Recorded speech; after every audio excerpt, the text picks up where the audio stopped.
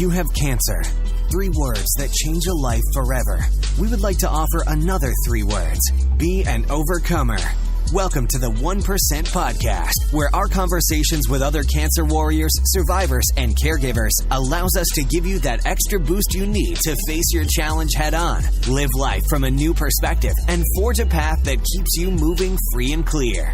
Now, welcome your host and cancer survivor, Truett Taylor.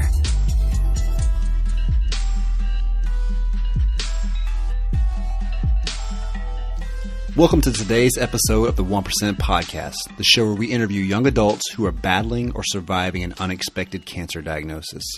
You are not alone, and I promise, by consuming today's content, your soul will be fed with the hope, courage, and inspiration you need to keep fighting for today.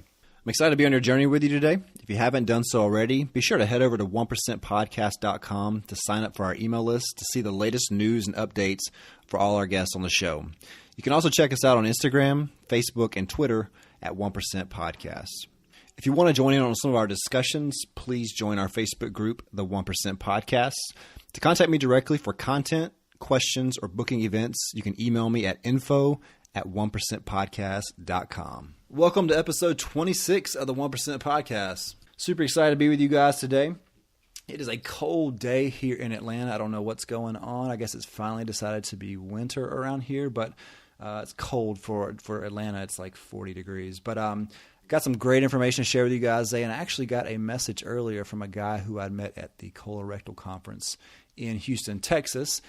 And he was telling me how much he loved the show and is glad we met, and how this show is just really impacting him and everything that he's got going on in his cancer journey right now. So it's always great to hear that every day. So before we get into the interview, let's go over today's 1% moment of truth. So I've been getting a lot of questions lately about the grief cycle. I have a lot of people asking, for advice and just where am I at and what should I do and the next steps. So I decided I would go over the Kubler-Ross grief cycle today. Just to give you guys a little bit of a background, Dr. Kubler-Ross used to work with a lot of terminally ill patients, and she saw a same cycle start to happen as she treated so many patients. And in 1969, she wrote a book called On Death and Dying, where basically she goes over the several factors or the life cycle that people go through as they grieve an unforeseen moment or just a bad situation in their life. So I'm going to go through that today. There's several different versions of this, and I'm going to cover the extended version just because I think it really goes into detail a little more than the original version, and it has a couple of extra steps in here. So there's actually 7 steps that are in an extended grief cycle, so I'm going to cover those first.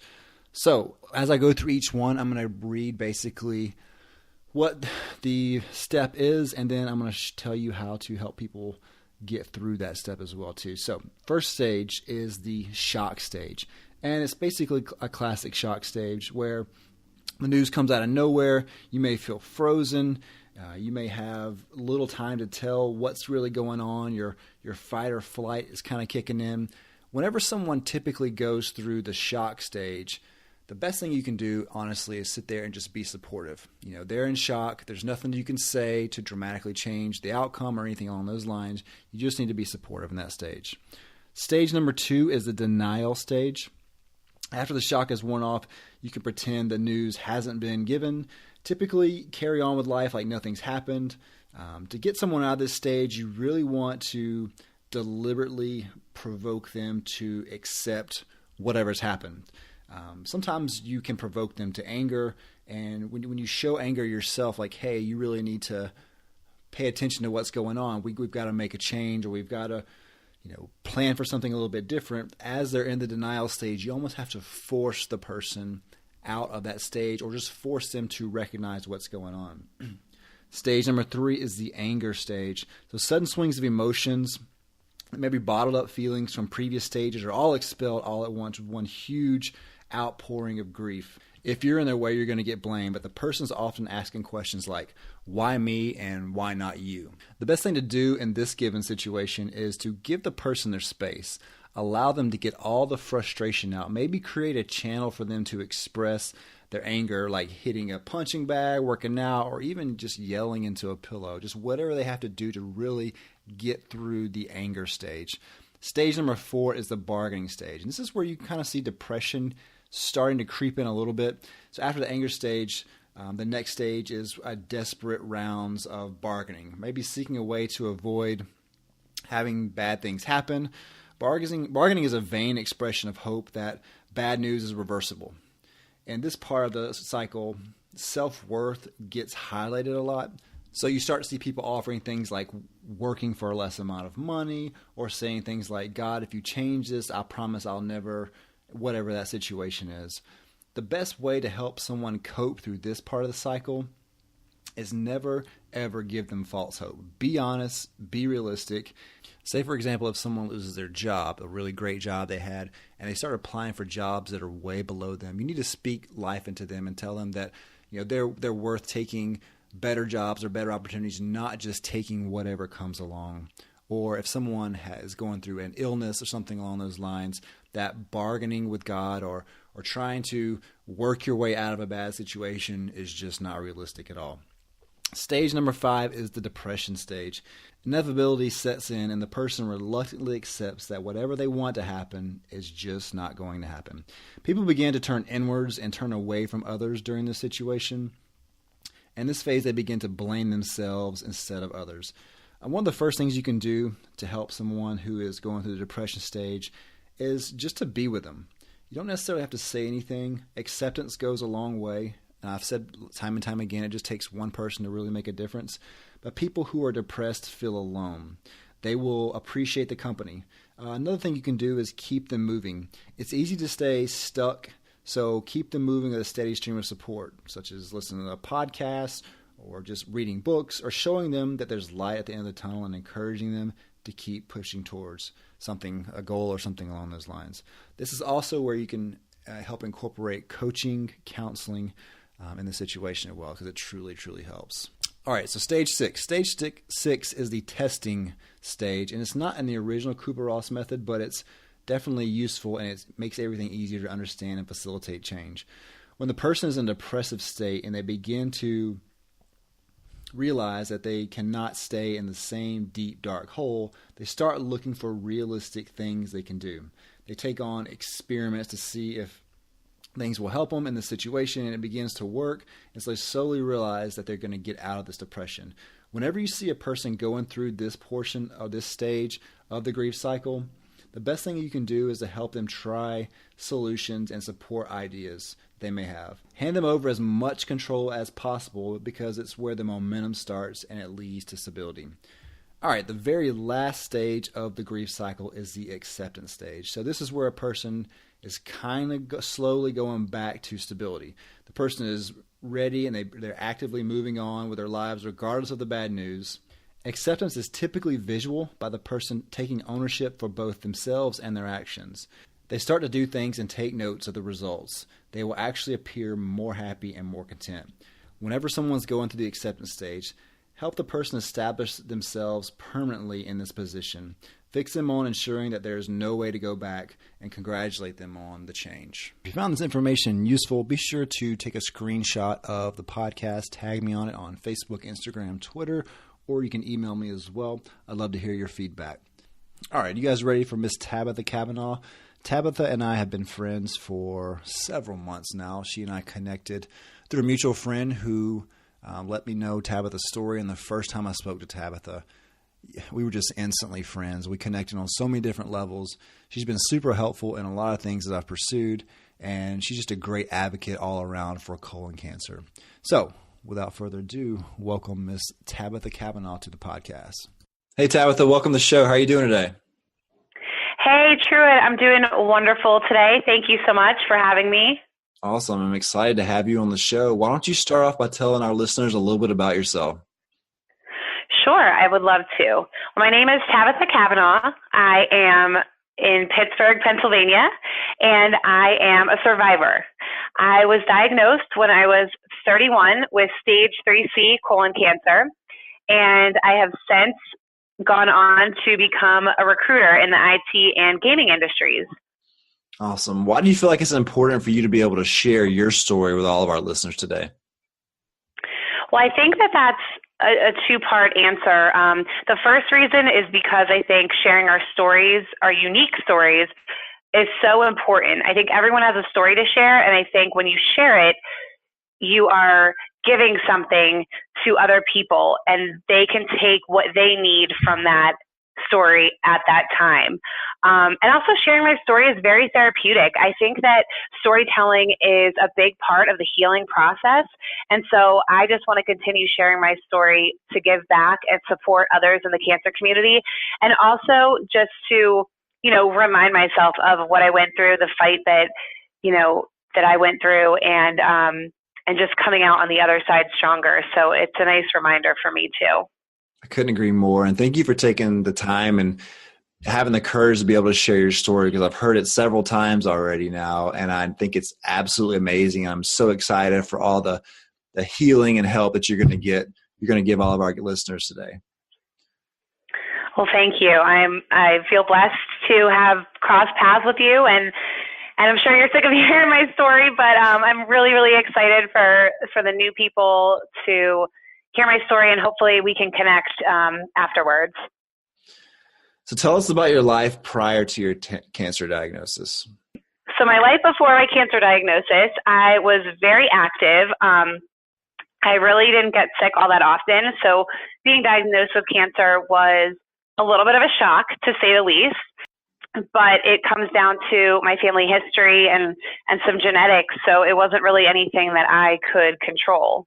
So what kind of goals? Yeah, you were 31 when you were diagnosed with stage 3C colon cancer. You married, you got children. Like what kind of goals did you have in life, and what kind of things were you looking forward to? I was having my symptoms when I was about to get married, and I already had a daughter. So my goals at that point really were just to be a good mom and a good wife. And I was a stay-at-home mom at the time. So, that was just where I wanted to be. And my first thought after being diagnosed was, will I be here to see my daughter grow up? And that was terrifying for me. And so right then and there, I knew that my mindset had to be strong to get through this battle. It was certainly a wake-up call. So everyone remembers the day they were first diagnosed, when you heard those words that no one wants to hear, especially at a young age. Why don't you tell us about your day and your experience when you were first diagnosed with cancer? Sure. So I'm just going to rewind briefly. About 2 weeks before, I had essentially an emergency colon resection.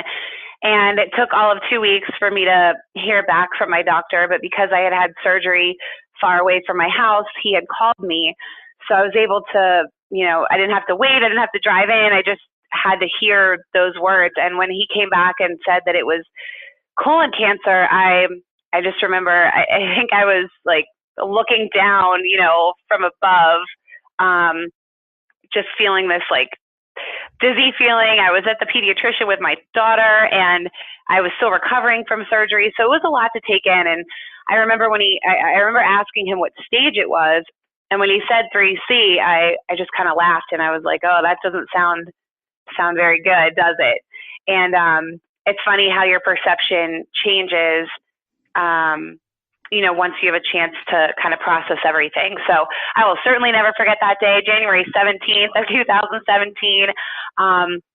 But everyone really rallied around me right away. And it was, it probably was the best case scenario in terms of hearing that you have cancer. So what kind of signs or symptoms were you having that made you get a colon resection prior to your diagnosis?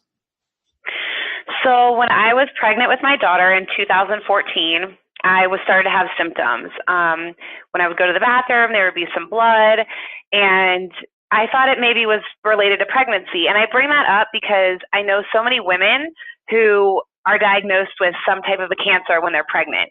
So I want someone out there listening to know that if you feel like something's wrong with your body when you're pregnant, say something. I wish I had. I did not, because I thought it was just related to my pregnancy. So in moving forward, after I had my daughter, I was still having the bleeding periodically. Then it kind of progressed, and I was nauseous every day. I was getting extremely tired, more so than just having a toddler.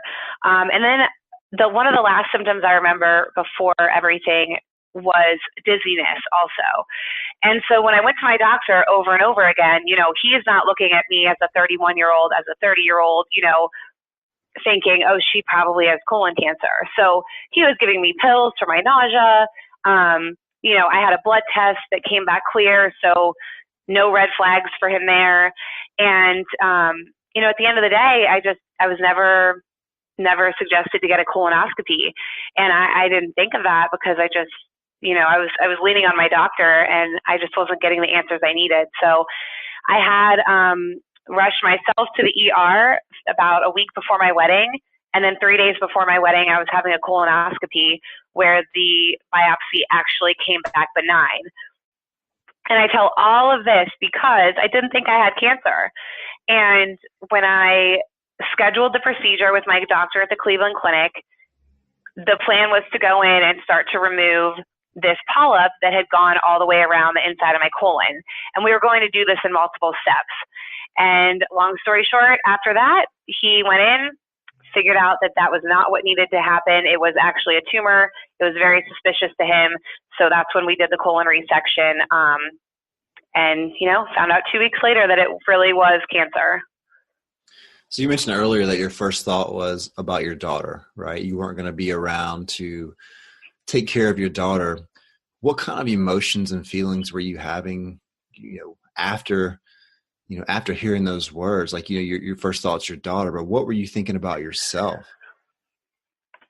I don't know if I was thinking about myself. I guess in a way I was, of course. I just thought, okay, I don't know what my outcome here is going to be.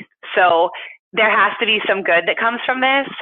And that was where my mindset kind of did a flip. It switched and I realized, okay, I need to share my story publicly. I need to put it out there. I need other people to be able to benefit from this situation, no matter what happens to me. Because I knew that I had to fight for myself. I had to advocate for myself. I had to push for answers and I had to keep going back even when I wasn't getting the answers that I needed to be getting. So I think for me, it was just more about, okay, I don't know what's going to happen. So I'm going to put myself out there. I'm going to try to help some people along the way and hopefully we'll have a good result. And standing here today, obviously I can say that, we did have a good result. So amen to that. Why don't you describe yes. your treatment schedule to everybody? What was your treatment cycle like? So I went through chemotherapy for 6 months and I would go to my treatment center every 2 weeks. So by the time I was almost feeling a little bit better, not totally normal, but as you round the bend and, you're like, okay, I'm feeling a little better. I can kind of get up and do things. It was like right back for chemo again. So that was a huge, huge mindset issue as well, because I needed to keep putting myself back into a situation where I knew I was going to feel awful. I couldn't work. I couldn't take care of my daughter. It was a very, very trying time, but I knew that the chemotherapy was there to help me. So, some of the residual side effects that I deal with now are all worth it because it means I get to be here. So you had the resection first, then you had the chemo afterwards. What kind of drugs did they give you? Were you on Folfox like most people were? Yes, I was on the Folfox with the 5-FU pump that I would bring home and the oxaliplatin, which many people know as Oxy. And I made it all the way through 9 treatments with the Oxy before I will never forget coming home after my 9th treatment. And I tried to get out of my husband's car and I couldn't move. I couldn't walk. And I started tearing up and I just remember just being scared in that moment because it had been kind of building up to that. So, and that's not to scare people, but that is also to say, like, pay attention to your side effects in chemo, because I also had to fight for myself. I got multiple opinions there. And after some studies I had read were showing that actually you really could stop the oxaliplatin after about 6 treatments. I felt confident that I was okay stopping that part of my treatment. And I did. And I needed to, because that can come with, some debilitating side effects that are lifelong. And I really had to weigh my quality of life versus, continuing 3 more treatments with that. What kind of side effects have you had from the oxaliplatin that still linger today? So mainly neuropathy. I have neuropathy, which for those that don't know what neuropathy is, it's like a tingling kind of feeling, sort of like when your hands and feet fall asleep, but it's a little bit different. And it's in my toes and my feet mainly right now. Like I could feel it right now. And if someone touches my feet, or if I like stub my toe or something, it's just like 10 times worse. I can't really wear high heels anymore. I mean, there's just things that those things don't matter. I mean, I certainly don't miss high heels, but it can be painful, and I also have some nerve damage in my arms and my legs from that medicine as well. So I'll take it, any day over the alternative. So as we're going through chemo and as we're going through all these treatments, our body's physically struggling, right? So we're having to mentally and emotionally kind of cope with that. What was or has been your lowest moment as you were going through your diagnosis, your treatment, and your recovery? I really did try to stay positive throughout the whole thing and like choose positivity every day, even when I didn't want to choose positivity. I would say one of my lowest moments, well, there were 2 that I'm thinking of right now, so I want to share both. The first one is, I remember I just got married 4 months earlier. And so I remember I was so sick. There were days, there were weeks, like I couldn't shower for 6 days. Because I literally physically, I remember after my first treatment, I couldn't get up. And I remember crying and saying to my husband, like, this is not what you married. Like, look at me, and I just remember being really upset about like the physical state I was in. And so that was definitely difficult.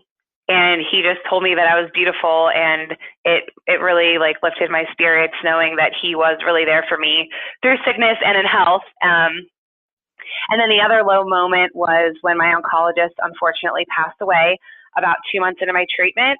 So that was difficult as well, because even though I didn't know him that well, I entrusted my life to him, and knowing that he was no longer there, it was like a heart-stopping moment, in addition to the fact that he was helping so many people. And, it was just sad that obviously his life had to end the way that it did. But I just, you just keep going, because that's all you can do. And even if that means taking baby steps at the time, just make sure that those baby steps are forward, 1 foot in front of the other. Because sometimes that's all you can do, is just feet on the floor, 1 foot in front of the other. I know you've given a lot of advice so far, but we have a lot of young adults listening right now who are experiencing cancer or know of someone who's experiencing cancer. What's 1 or 2 things that you wish you would have known, I guess, prior to your diagnosis and your treatment that you'd like to share with everybody today? So one thing is a piece of medical advice, and that is, if you have a family history of any type of cancer, I highly, highly recommend getting tested. Getting genetically tested for different mutations, because there are so many mutations out there. And that's not to scare you, but that's just to say, if you find yourself being positive for a mutation, then you could take action. And I think that's so cool. You can be proactive. And so that's what I was able to do with one of my mutations that was unrelated to colon cancer. So that's definitely something that I would advise younger people to do. Don't put it off. Don't think it's better not knowing. Trust me, it's not.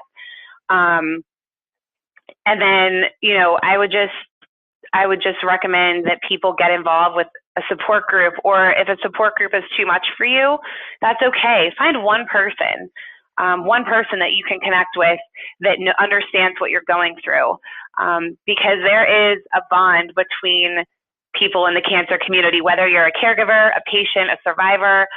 there's an immediate bond that, I would say most people feel. I felt it with pretty much every cancer survivor or caregiver or patient I've ever spoken with, because you just know, you just get it. And that is so incredibly comforting.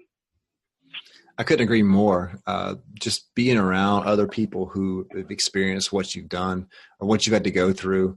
And, it only takes one person to believe in you to really make a difference. And so I'm very glad that you did that. You brought up something earlier that, your goal was to tell everyone, what good has came from your cancer. Why don't you share with everyone what you've been able to do since you've shared your story and different platforms that you've had to be able to express all the things that you went through and to share your story? Sure. So, my cancer journey, I try to see it as an opportunity instead of an obstacle. And that was life-changing for me. In doing that, I was able to stay open to every single relationship that came my way during my cancer journey. I received so much support. My family received so much support from complete strangers, who now I like to call family. So sharing my story really expanded my world. It taught me to ask for help when I need it and not just try to take everything on myself. Sharing my story introduced me to other people who were scared and who needed support. Maybe they didn't have the same support system that I had. So that's why I think, the gifts that we are blessed with and the stories that we are blessed with, we need to be sharing those, because you never know, like you said, the just one. It just takes one person, one story, one connection that can literally change the course of someone's life. So, I'll forever be grateful for the opportunities that I've had to share my story and raise awareness for colon cancer.